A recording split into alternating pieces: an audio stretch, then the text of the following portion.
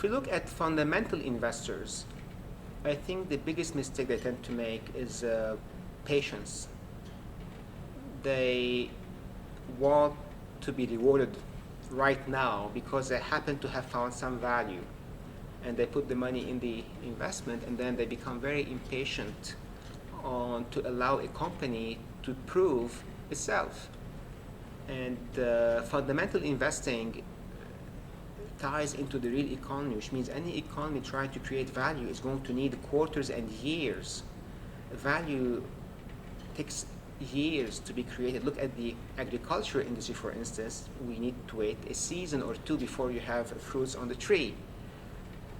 But we are living in a time where everyone is under so much pressure to perform tomorrow, where patience has been lost with fundamental investors, and they always feel that they have to explain why their pick has not materialized any results yet. So I think patience is very important, and conviction needs to remain on top of the patience to provide value for value investors. When we look at tactical traders and systematic traders, I think it's more about their number one mistake is discipline.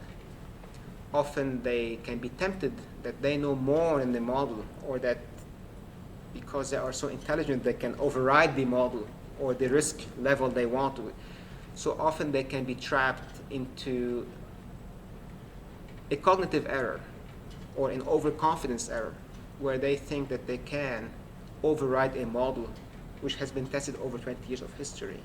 So tactical traders should be very careful not to interfere too much themselves into the day-to-day trading, although it's okay if they want to put a fundamental view on the markets they want to trade.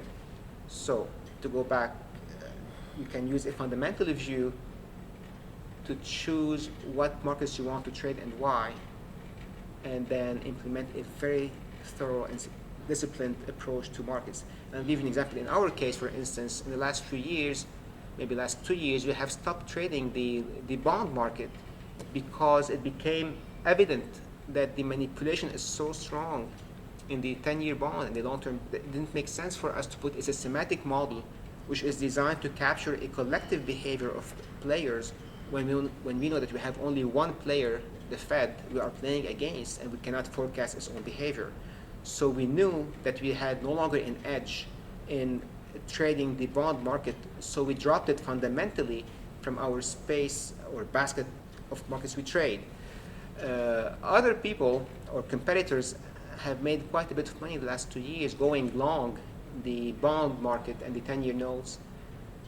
But in my opinion, they are really sitting on a time bomb, because they are happy to have, made money in the bond market, but they underestimate the risk, because any shock right now, it can be coming from the gold market, for instance, can really send the 10-year note into a big dive.